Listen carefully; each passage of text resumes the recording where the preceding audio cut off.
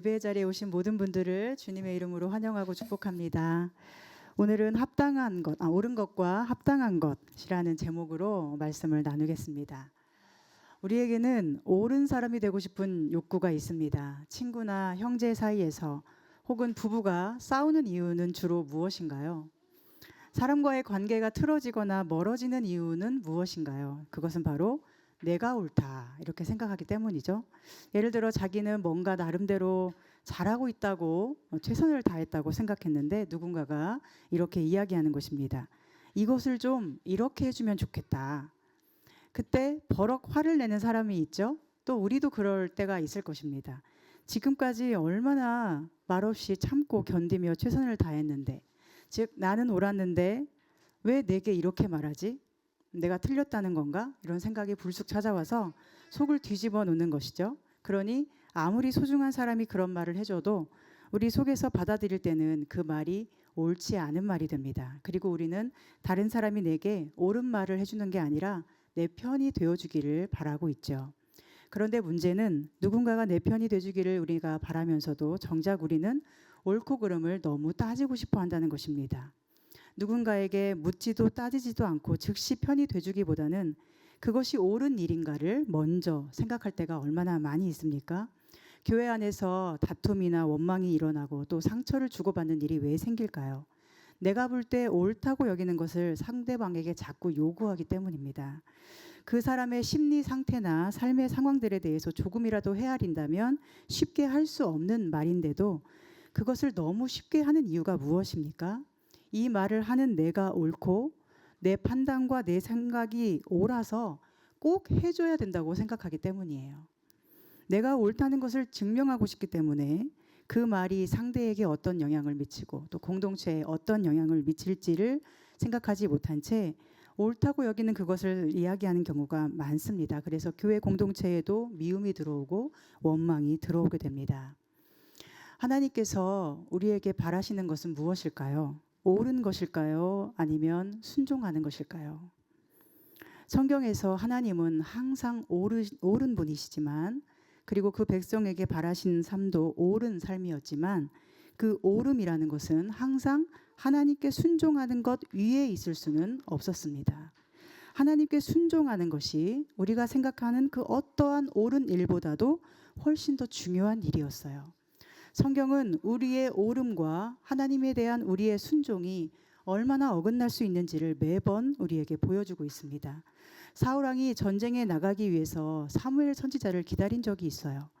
전쟁의 주인은 하나님이기 때문에 전쟁에 나가기 전에 제사를 드리려고 했습니다. 그런데 적군은 언제 쳐들어올지 모르겠고 백성들의 사기는 떨어져서 다 도망갈 것 같은데 사무엘이 언제 올지도 모르겠습니다. 구약 시대에는 핸드폰도 없고 연락처도 없으니까 마냥 기다려야 되잖아요.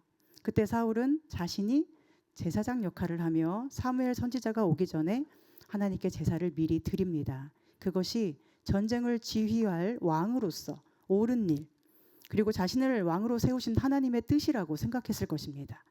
그리고 우리 생각에도 제 시간에 늦은 사무엘이 잘못된 것이고 사울은 우리가 볼 때 잘못한 게 없잖아요. 그런데 하나님께서 뭐라고 말씀하십니까? 왕이 망령되게 행하였도다. 왕의 하나님 여호와께서 왕에게 내리신 명령을 지키지 아니하였도다. 즉 순종하지 않았다는 것입니다. 하나님의 뜻을 따르지 않았다는 거예요. 이 일로 어떻게 됩니까? 하나님은 이스라엘 나라를 이제 하나님의 마음에 맞는 다른 사람에게 주겠다고 말씀하세요. 스스로 아무리 옳았어도 하나님의 마음에 맞는 사람은 하나님의 말씀을 지키는 순종의 사람임을 우리에게 가르쳐 주시는 거예요. 여러분, 순종은 이렇게 중요한 것입니다. 또 한 번은 아말렉과 전쟁할 때 어떤 일이 있었나요? 하나님은 아말렉과 전쟁할 방법을 다 가르쳐 주신 후에 내가 이번에 아말렉을 쳐서 이기게 해줄 텐데 네가 이기면 아말렉의 모든 것을 하나라도 살려두지 말고 진멸해야 된다 하셨습니다. 그런데 사울이 어떻게 하죠? 자기 보기에 좋은 것은 살려두고 가치 없게 보이는 것만 죽였어요. 나중에 사무엘이 왔을 때 지금 들리는 이 양의 울음소리, 소의 울음소리는 무엇입니까? 할 때 사울이 이렇게 대답합니다. 하나님께 제사 드리려고 백성들이 가장 좋은 것을 남겨둔 것이고 나머지만 진멸했습니다. 얼마나 그럴듯하고 옳은 말입니까? 그때 사무엘은 하나님의 말씀을 이렇게 전하지요. 어찌하여 왕이 여호와의 목소리를 청종하지 아니하고 탈취하기에만 급급하여 여호와께서 악하게 여기시는 일을 행하였나이까. 사울은 변명합니다. 나는 실로 여호와의 목소리를 청종하여 여호와께서 보내신 길로 가서 아말렉 왕 아각을 끌어왔고 아말렉 사람들을 진멸하였으나 다만 백성이 그 마땅히 멸할 것 중에서 가장 좋은 것으로 길갈에서 당신의 하나님 여호와께 제사하려고 양과 소를 끌어왔나이다. 그러나 사무엘이 다시 말합니다. 여호와께서 번제와 다른 제사를 그의 목소리를 청종하는 것을 좋아하심같이 좋아하시겠나이까. 순종이 제사보다 낫고 듣는 것이 순양의 기름보다 나으니 이는 거역하는 것은 점치는 죄와 같고 완고한 것은 사신 우상에게 절하는 죄와 같음이라. 하나님의 백성으로서 가장 해서는 안 되는 일이 무엇입니까? 바로 점치고 우상에게 절하는 것이잖아요. 그런데 바로 그 점치는 것, 우상 숭배와 같은 죄가 무엇이라고 지금 하나님 말씀하시죠? 말씀을 거역하고 완고하고 순종하지 않는 거예요. 즉 자기 생각이 너무나 옳은 것이어서 하나님의 뜻과 하나님의 마음 위에 자신의 마음이 존재하는 것이 바로 우상 숭배와 같은 죄를 짓는 것이고 그 사람은 죄인이라는 것입니다. 오늘 여러분은 어떻습니까? 여러분은 순종하는 사람이십니까? 아니면 스스로 옳고 의로운 사람이십니까? 오늘 본문에는 옳은 사람과 순종하는 사람의 모습이 대비되어 소개됩니다. 한 사람은 대제사장들과 사두개인들로 표현되는 사람이고 또 한 사람은 베드로와 사도들로 표현되는 사람입니다. 당시 교회는 정치와 종교 권력으로 무장한 사두개인들이 위협하고 사내들인 공회에서 협박했지만 교회는 기도하면서 복음을 거침없이 담대히 전파할 수 있게 해달라고 기도했고 그 기도의 결과를 열매로 보고 있었어요. 그들은 기도한 것처럼 하나님의 도우심으로 거침없이 복음을 전할 수 있었고 병든 자가 고침받는 성령의 권능과 표적과 기사를 보고 있었습니다. 그리고 지난주에 우리가 나눈 것처럼 아나니아와 삽비라를 통해 교회에 가만히 들여오려고 하던 사탄의 영을 몰아낸 이후로 다시 성령이 가득한 사람들, 하나님을 소중히 여기는 사람들이 함께 모여 생명의 걸음을 걷고 있었습니다. 그때 아나니아의 일로 두 부류로 확실히 갈라졌겠죠. 예수님의 이름 앞에 두려워하며 무릎 꿇고 순종하는 사람들, 교회를 두려워하고 멀리하는 사람들, 이렇게 갈라졌습니다. 하나님을 경외하며 따르는 사람들과 멀리서 보고 구경하듯이 가는 사람들로 갈라졌습니다. 그러나 그 생명의 공동체는 계속해서 생명의 걸음을 걸어가며 예수가 그리스도이심을 담대히 전파해 나갔어요. 어떠한 외부의 위협과 내부의 유혹 속에서도 복음이 거침없이 전파되는 것이 바로 초대교회의 모습이었습니다. 그런데 대제사장과 사두개인들이 그들을 시기하죠. 수많은 사람들이 그들에게 관심을 보이니까, 예수 그리스도라는 이름 앞에 모여드니까 교회가 자꾸만 자기들에게 예수를 죽인 것을 회개해야 된다고 선포하니까 사두개인을 비롯한 모든 정치, 종교, 권력에 속한 사람들은 백성들의 마음이 자기들에게서 돌아설까 봐 그것을 두려워합니다. 그래서 이번에 또다시 사도들을 잡아서 옥에 가두었어요. 그런데 어떻게 되었죠? 주의 사자가 밤에 옥문을 열고 사도들을 끌어내며 이렇게 말씀하십니다. 성전에 서서 이 생명의 말씀을 다 전하라. 얼마나 급하신지, 얼마나 예수님의 부활의 생명이 이 땅에 꼭 필요한 것인지를 여기서 알 수 있죠. 이 생명의 말씀을 빠짐없이 다 전하라. 그래서 사도들이 직접 탈출을 시도한 게 아니라 성령에 의해서 사실은 강제로 끌려나간 거예요. 그리고 그들은 말씀에 순종해서 성전에 서서 새벽부터 가르치기를 시작합니다. 그들도 알았겠죠. 성전에서 가르치면 자신들이 옥에서 탈출한 죄수가 된다는 것, 그리고 다시 공회 앞에 끌려가면 어떤 형벌이든 아주 무거워질 것을 알았을 것입니다. 그러나 그들은 말씀에 순종했고 예수님의 복음을 듣는 많은 사람들이 그들 앞에 모이게 되었습니다. 그런데 한편으로는 어떤 일이 벌어지나요? 대제사장과 사두개인들이 베드로와 사도들을 공회로 불러서 신문하려고 사람들을 옥에 보냈어요. 그런데 옥에 가보니까 사도들이 없죠. 그래서 감옥에 없습니다라고 보고를 한 후에는 아마도 난리가 났겠죠. 얼마나 정신없이 찾기 시작했습니까? 죄인들이 탈출했으니까요. 그런데 찾아보니 사도들이 탈옥한 줄 알았는데 어디 도망가서 숨은 게 아니라 버젓이 성전에서 많은 사람들 앞에 복음을 가르치고 있는 것입니다. 이제 어떻게 됩니까? 사도들은 다시 끌려가서 사내들인 공회 앞에 신문을 받습니다. 당시 사내들인 공회는 유대인들의 최고 의결 기구이면서도 최고 재판 기구였어요. 즉 최고 권력 기구입니다. 그러니 이제 베드로를 비롯한 사도들은 사내들인 공회원들의 결정에 따라 목숨이 좌지우지될 위기에 놓인 것입니다. 공회 대표인 대제사장이 말합니다. 우리가 이 이름으로 사람을 가르치지 말라고 엄금하였는데 너희 가르침을 예루살렘에 가득하게 하니 이 사람의 피를 우리에게로 돌리고자 합니다. 여러분, 이 말 속에서 그들이 무엇을 두려워하는지 알 수 있지 않겠습니까? 무엇을 두려워하는 것 같은가요? 자기들이 나쁜 사람이 되는 것을 두려워하는 거예요. 자기들이 옳지 않은 사람이 되는 것. 그래서 사도들에게 지금 너희가 우리가 예수를 죽였다고 그 피를 돌리려는 것이냐라고 신문합니다. 아마도 그들 생각 속에는 예수님을 죽인 것이 하나님의 뜻이라고 그런 신념이 가득했을 것이고 자기들이 옳았다고 굳게 믿었을 것입니다. 그런데 그때 베드로와 사도들이 한 대답이 아주 멋지죠. 뭐라고 대답하죠? 사람보다 하나님께 순종하는 것이 마땅하니라. 오늘 여러분도 이런 생각으로 살고 계십니까? 사두개인들과 온 사내들인 공회 입장에서 옳은 것은 자신들이었어요. 자신들의 판단과 행위가 옳은 것이었어요. 그런데 사도들에게 있어서 옳음이라는 것은 하나님께 순종하는 것이었어요. 하나님께 자신을 맞추는 것. 비록 자신이 틀린 사람이라고 정죄당하고 비난을 당해도 신문당해도 하나님이 옳다고 인정하시는 사람이 되는 것을 그들은 원했습니다. 그들이 신문당할 때 한 사람이 등장하죠. 바로 공회원 중 하나인 가말리엘입니다. 가말리엘은 바울 사도가 유대인으로 충성할 때 그의 훌륭한 스승으로 알려지기도 한 사람이죠. 백성들에게 꽤 존경받는 율법 교사였다고 34절에 기록되어 있습니다. 그가 사도들을 밖에 나가게 하고 공회에서 이렇게 말하기 시작해요. 이전에 드다라는 사람이 스스로 일어나서 400명이나 그를 따랐지만 그가 죽고 나니 다 흩어졌지 않았는가? 이전에 유다라는 사람이 일어나서 백성을 꾀고 따르게 했지만 그가 망하니 따르던 자들이 다 흩어지지 않았는가?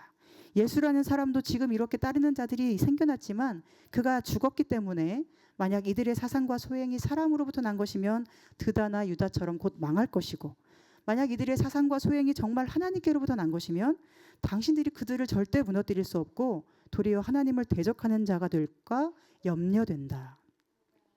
여러분, 얼마나 그럴듯한 말입니까? 얼마나 매너 있어 보이고 또 조용하고 매끄럽게 일을 잘 처리하는 지혜로운 사람처럼 보이나요? 그래서 40절에 보면 그들이 옳게 여겨 사도들을 불러들였습니다. 누가 들어도 이 가말리엘의 말은 옳은 말이었어요. 이 가말리엘의 설득으로 사도들은 당장 죽임당하지 않고 또 갇혀있지 않고 풀려날 수 있었어요. 예수의 이름으로 말하는 것을 금하는 조건으로 풀려났어요. 그러나 채찍질을 당했죠. 그리고 사도들을 통해 이제 다시 한번 복음은 멈춰지지 않고 전파됩니다. 이렇게 보면 가말리엘은 하나님의 뜻대로 쓰임받은 것이 분명해요. 그의 제안은 너무나 옳고 그 말을 듣고 내린 결정도 옳은 결정으로 보입니다. 그런데 하나님 앞에서 그들은 정말로 옳은 사람들일까요? 때로 가말리엘처럼 자신이 한 말이 하나님의 뜻에 쓰임받는 도구가 될 수도 있습니다. 그러나 가말리엘이 하나님의 사람이 된 것은 아니죠. 그 역시 하나님을 믿는 유대인이고 사내들인 공회원입니다. 그도 하나님의 뜻을 따른다는 확신으로 설득했을 것입니다. 너무 옳은 말을 아주 잘 말했어요. 그런데 여러분, 하나님께서 그를 옳다고 하실까요? 그는 하나님의 사람이라고 할 수 있을까요? 하나님께서 그의 말과 설득력과 그 존경받는 위치를 사용하셨지만 과연 그를 하나님께서 의롭다 인정하실까요? 아무리 옳은 말을 그럴듯하게 하고 모든 사람에게 존경을 받는 사람이라 해도 하나님이 그 사람을 인정하시는 것과는 별개의 문제입니다.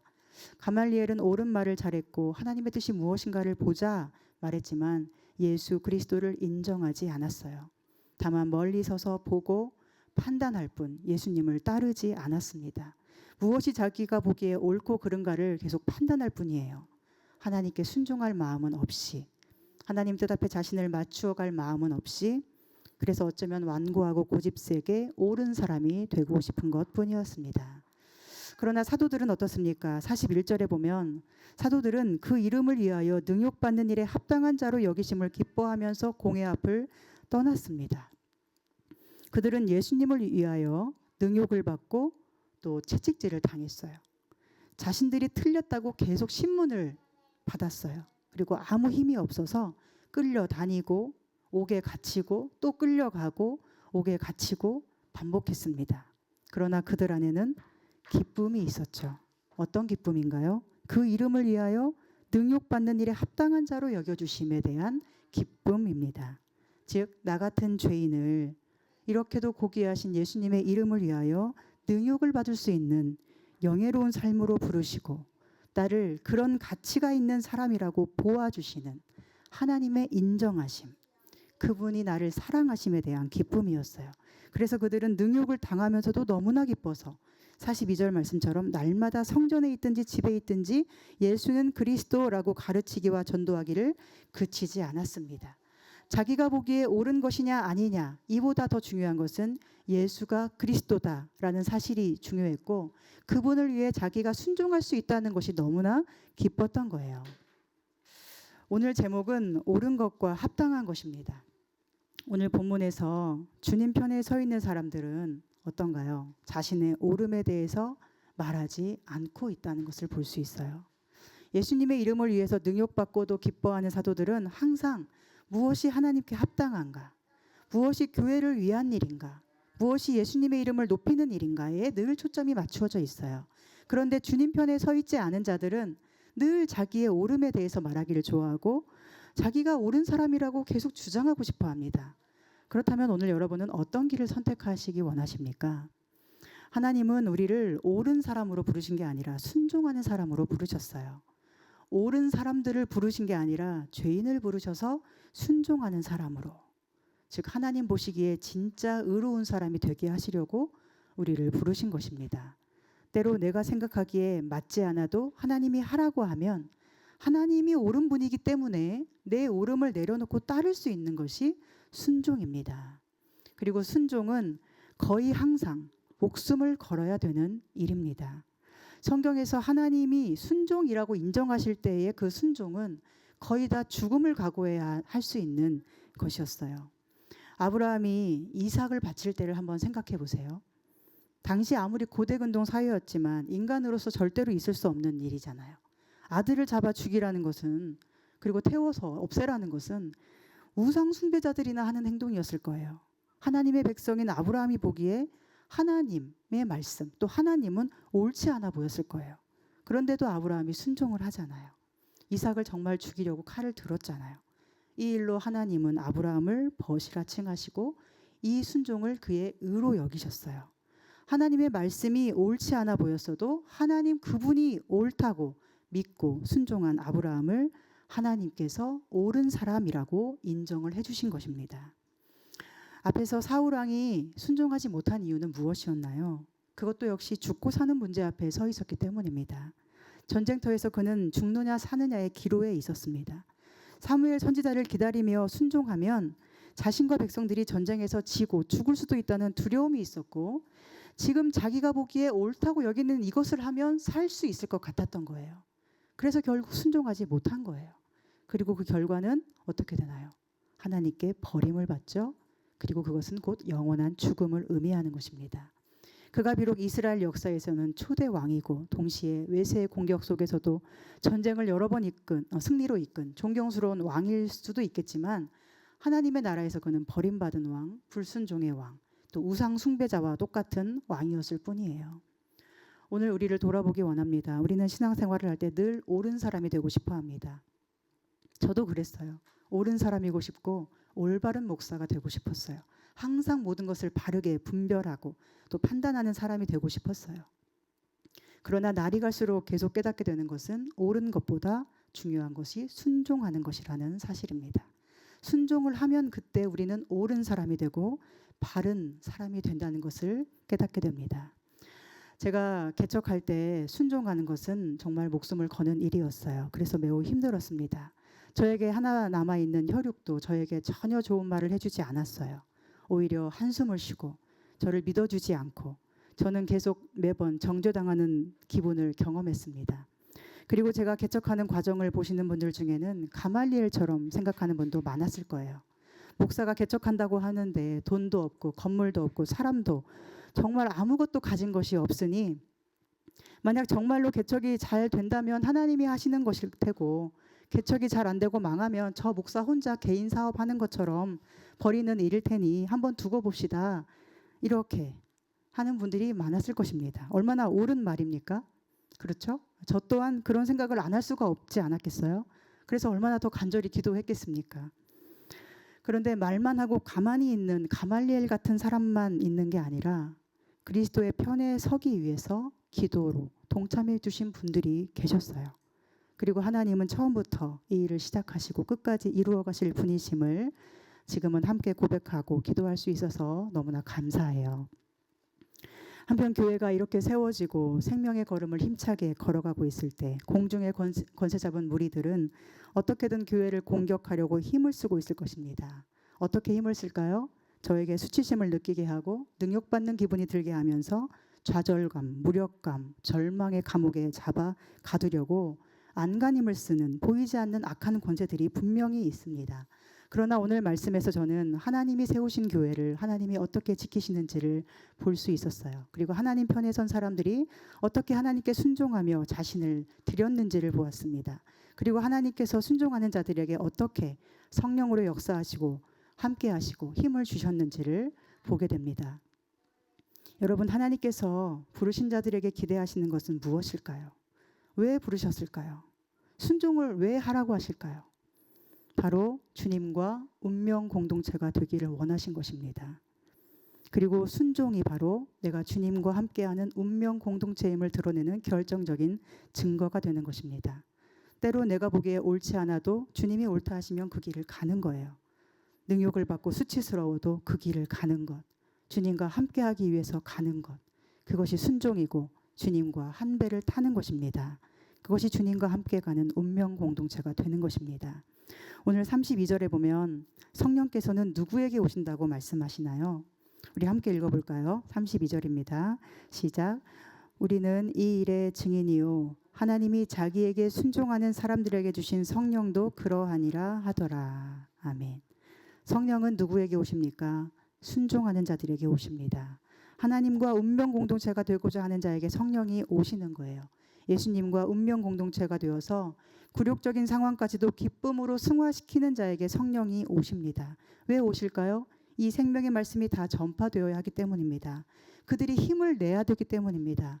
그들을 통해 살아계신 예수님의 이름의 능력이 모든 죽어가는 영혼에게 전해져야 되기 때문에 성령이 오시는 것입니다. 그래서 성령이 충만한 사람의 결과는 무엇일까요? 그것은 주님과 운명 공동체가 되었기 때문에 주님을 위해 끝까지 복음을 빠짐없이 다 전하고 자신에게 일어나는 모든 일을 통해 하나님께 영광을 돌리는 것입니다. 오늘 사도들처럼 말입니다.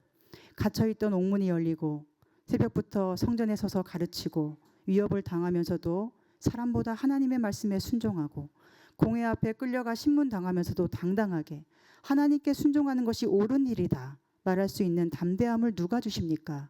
성령께서 주십니다.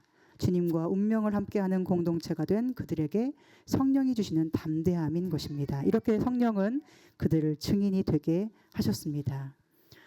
오늘 우리 교회는 이제 21주차 예배를 드리고 있습니다. 개척한 지도 4개월이 지나 5개월이 되어갑니다. 저는 우리 교회가 초대교회 생명의 공동체처럼 생명으로 가득 찬 주님의 운명 공동체가 되기를 소망해요. 주님의 뜻이라면 무엇이라도 순종할 수 있는 교회 되기를 소망합니다. 내가 옳다고 인정받기 위해서 말하는 공동체가 아니라 주님이 옳다는 것을 드러내기 위해서 나를 맞춰갈 줄 아는 순종의 공동체로 세워져 가기를 소망합니다. 때로 능욕받더라도 때로 죽음을 각오해야 하더라도 주님의 이름이 높아질 수 있다면 그것이 나의 삶의 의미이며 최고의 가치라는 것을 고백하는 참된 믿음의 사람들로 이 말씀의 빛 로고스 교회가 하나님 앞에 인정받을 수 있기를 꿈꾸고 소망하면서 교회를 개척했고 계속해서 기도하고 있습니다. 아직 성도님들의 숫자가 매우 적기 때문에 사도들처럼 말하고 행동하는 것은 저에게는 무척 조심스러운 일이에요. 사람보다 하나님께 순종하는 것이 마땅하니라 라고 말하는 것이 쉬운 일이 아닙니다. 혹시라도 그런 말 때문에 누군가 상처받지 않을까, 염려되고 조심스럽지 않겠습니까? 그러나 성경의 가르침과 같이 저도 사람보다 하나님께 순종하는 것이 마땅함을 고백하면서 살고 싶습니다. 교회를 세우신 분이 하나님이시고 교회의 주인은 예수님이시기 때문에 저는 어떤 경우에도 성령께 순종하는 목사가 되고 싶어요. 그렇게 할 수 있도록 저를 위해 기도해 주시면 감사하겠습니다. 그리고 그렇게 함께 교회를 세워나가는 우리 모두가 되면 좋겠습니다. 또한 여러분에게 부탁하고 싶은 것은 때로 교회 안에서 나의 옳음이 주장되기를 원하더라도 그것이 경우에 합당한 말인가를 늘 생각하시면 좋겠습니다. 옳은 말을 할 수 있더라도 하나님이 원하시는 것은 경우에 합당한 말이지 않겠습니까? 어떤 곳에서는 용감한 말이, 어떤 곳에서는 교만한 말이 될 수 있고, 어떤 곳에서는 배려하는 말이, 어떤 곳에서는 비겁한 말이 될 수 있어요. 약 500년 전에 1517년에 종교개혁이 시작되게 한 루터는 당시 엄청난 권력을 쥐고 있던 교회 권력을 향해서 95개조 논방문을 성당 문 앞에 붙여놓고 교회가 이런 식으로 하는 것이 정말로 하나님의 뜻인가를 질문했습니다. 이것은 루터의 믿음의 용기였고 사실은 목숨을 걸어야 되는 순종이었어요. 사람보다 하나님께 순종하는 것이 마땅하다라는 식의 말을 던진 것입니다. 그리고 실제로 그는 목숨을 위협받게 되고 도망다니면서 숨어서 성서를 번역했습니다. 그러나 이 초대교회처럼 이제 막 걸음마를 시작하는 교회에서, 아무 힘도 없는 교회에서 자기가 옳다는 것을 주장하기 위해서 농방문을 계속 붙인다면 그것은 용기입니까? 아니겠죠. 중요한 것은 하나님 보시기에 무엇이 경우에 합당하며 순종하는 것인가 하는 것입니다. 저와 매우 가까운 목사님이 요즘 그런 이야기를 하세요. 교회에서 너무나 많은 사람들이 다 자기에게 옳은 말을 하니까 정말 너무너무 힘이 든다고. 지금 자기가 얼마나 힘든 상황인지는 아예 헤아리지도 않는 사람처럼 자꾸 이래야 된다, 왜 이렇게 안 하냐, 저래야 된다 요구만 하고 그런 사람들만 가득하니 정말 힘들어서 숨이 막힌다고 말합니다. 여러분, 이런 것이 교회에서 주님이 우리에게 바라시는 것일까요? 한 사람이라도 나를 있는 그대로 봐준다면, 나를 기다려줄 수 있다면, 그러면 내가 힘을 내고 마음을 추스르고 다시 일어날 수 있을 텐데 왜 자꾸만 옳은 이야기를 하면서 정죄하듯이 말하는지 모르겠다고 그분이 말할 때 너무나 마음이 아팠습니다. 우리도 그렇지 않습니까? 누군가가 여러분에게 마음은 전혀 알아주지 않고 특히 어떤 심각한 사고나 슬픈 일을 만났는데도 이래야 된다, 저래야 된다, 이러니까 안 된다 계속 말한다면 얼마나 상처를 받겠습니까? 그런 사람이 교회에서 여러분과 계속 만나고 이야기한다면 교회에 나오고 싶을까요? 그러나 한 사람이라도 예수님을 닮은 사람이 있어서 옳은 말이 아니라 사랑의 말을 해준다면, 자기 주장이 아니라 우리의 아픈 마음을 헤아리는 말을 한마디라도 해준다면 교회는 얼마나 사랑이 있는 생명의 공동체가 되겠습니까? 그러니 우리 모두가 항상 경우에 합당한 말, 주님 보시기에 아름다운 말, 주님이 원하시는 말, 주님께 순종하는 말로 영광 돌릴 수 있기를 소망합니다. 그러다가 때로 내가 틀린 사람처럼 되더라도 주님과 함께하는 운명 공동체에 동참하는 믿음으로 살았으면 좋겠습니다. 한편 우리가 누군가로부터 옳은 말을 수도 없이 듣는다고 한다면 그때는 어떻게 해야 할까요? 옳은 말을 하는 사람들이 수도 없이 많아서 늘 정죄당하는 기분이 들거나 내가 틀렸다는 기분이 들거나 어딘가로 숨고 싶을 때는 어떻게 해야 할까요? 그때 우리에게 십자가가 필요하죠. 그리고 우리에게는 십자가가 이미 있습니다. 십자가를 지신 예수님이 곁에 계십니다. 예수님은 우리 마음을 아세요. 우리가 하나님께 순종하기 위해서 상처받을 때 예수님은 누구보다 그 마음을 잘 아세요. 그리고 우리를 위로하십니다. 우리를 따스하게 어루만져 주십니다. 왜냐하면 예수님도 늘 옳은 말을 하는 사람들과 함께 계셨고 늘 옳은 말을 하는 사람들에 의해서 십자가에 못 박히셨고 옳은 말을 하는 사람들에게 저주와 비웃음을 당하셨기 때문이에요. 하나님의 아들이면 십자가에서 내려와야지 이런 말을 들으셨습니다. 진짜 하나님의 아들인지 한번 보자, 어디 엘리야가 와서 구원하는지 보자, 이런 말을 들으셨어요. 그래서 우리 마음을 너무나 잘 아시는 주님이십니다. 그래서 예수님은 하나님께 순종하는 사람을 사랑하시고 어여쁘게 여겨주십니다. 최근에 무빙이라는 드라마를 본 적이 있어요. 강풀 원작의 만화를 드라마로 만든 것인데 거기에 보면 초능력자들이 옛날 안기부에서 근무를 하고 또 시간이 흘러서 국정원에서 근무하는 모습이 나옵니다. 한 사람은 하늘을 날아다니는 초능력이 있고 한 사람은 눈과 귀가 아주 좋아서 저 멀리에서 일어나는 일까지 다 듣고 볼 수 있는 초능력이 있습니다. 또 한 사람은 힘이 너무 세서 무엇이든지 한 주먹으로 다 부서뜨릴 수 있는 초능력. 또 한 사람은 다쳐도 회복이 잘 되는 초능력 이런 것을 가지고 있어요. 그중에 다쳐도 회복이 잘 되는 캐릭터를 배우 류승룡 씨가 연기하는데, 그 사람은 다쳐도 회복이 빠르게 되기 때문에 누구와 싸워도 다 이기게 됩니다. 칼에 찔려도 금세 치유가 되고 원상태가 되고, 팔이 거의 잘려나가도 다시 달라붙고, 그러니 끝까지 살아남아서 끝까지 싸우는 거죠. 그러니 누가 그 사람을 이길 수 있겠어요. 그러다 보니 어두운 세계에서 조직에 몸담고 있으면서 보스 아래에서 거친 일을 다 도맡아서 했습니다. 그런데 그렇게 계속 싸우고 맞고 다칠 때 그 사람은 안 아플까요? 당연히 똑같은 고통을 느껴요. 그런데 고통을 느끼면서 참고 또 회복되면 싸우고 또 싸우다가 다치기를 반복하는 것입니다. 그때마다 고통은 똑같이 그를 아프게 합니다. 회복이 되고 나면 안 아프겠지만 다치는 그 순간부터 회복될 때까지는 매우 큰 고통을 느끼는 모습이 나와요. 그런데 어느 날 조직에서 배신을 당하고 그동안 온몸이 찢어지고 부서지도록 수많은 사람들에게 칼을 맞았던 자신의 아픔에 대해서 이야기를 했을 거 아니에요. 그때 누군가가 이렇게 말합니다. 넌 안 아프잖아. 너는 괜찮잖아. 저는 이것이 마치 우리가 십자가에 달리신 예수님께 하는 말처럼 들렸어요. 예수님은 어차피 부활하시니까 지금 십자가에 매달리셔도 괜찮잖아요. 라고 우리는 너무 쉽게 생각하잖아요. 또한 이것은 우리가 나의 옳음을 주장하기 위해서 다른 사람을 아프게 하는 경우와도 같습니다. 내 옳음을 증명하기 위해서라면 네가 다치는 것쯤은 아무렇지 않아 라고 하는 건 말입니다. 특히 교회 안에서 믿음의 성도들 사이에서 이런 일이 얼마나 많이 일어납니까? 우리 교회는 다행히도 아직 그런 일이 없겠지만 우리가 성도들 사이에서 혹은 목회자를 향해 품은 생각도 이런 것 같습니다. 목사님은 믿음이 있으니까 괜찮죠? 장로님은, 권사님은, 집사님은 믿음이 있으니까 이런 말 들어도 상처 안 받잖아요. 그러나 이런 식으로 늘 우리가 사람을 대한다면 교회는 예수님의 공동체가 아니라 온갖 바리새인과 사두개인들이 판을 치는 죽음의 공동체로 될 것입니다. 계속해서 누군가가 다치고 아파하고 상처받고 죽어나가기 때문이죠. 그래서 우리에게는 부활의 주님이 필요하고 십자가의 사랑이 필요합니다. 예수님이 부활하셨고 날 사랑하사 십자가로 덮어주심을 믿는 확실한 믿음이 필요합니다. 그래야 아무 생각 없이 의로움의 칼로 수없이 찔러대는 사람들 곁에서도 칼에 맞아서도 회복되는 시간까지 주님 곁에 머물며 견딜 힘을 얻지 않겠습니까? 주님이 어루만져 주시는 사랑의 손길, 권능의 손길 안에서 회복되고 다치고 회복되고 다치고 회복되면서 계속 주님의 형상을 닮아가는 것이죠. 물론 온몸에 찌른 상처와 흔적은 남아있을 것입니다. 예수님도 십자가에 찔리고 못 박힌 그 흔적이 남아있지 않았습니까? 상처받은 흔적은 고스란히 남을 것이고 그것을 볼 때마다 그때의 고통은 떠오를 것입니다. 그러나 우리가 십자가의 주님을 늘 바라본다면, 그분이 나를 사랑하시고 내 곁에 함께 계심을 믿는다면 찌르고 또 찔러도 계속 회복되고 또 회복되어 이 생명의 말씀을 다 전하는 사명을 끝까지 감당할 수 있을 것입니다.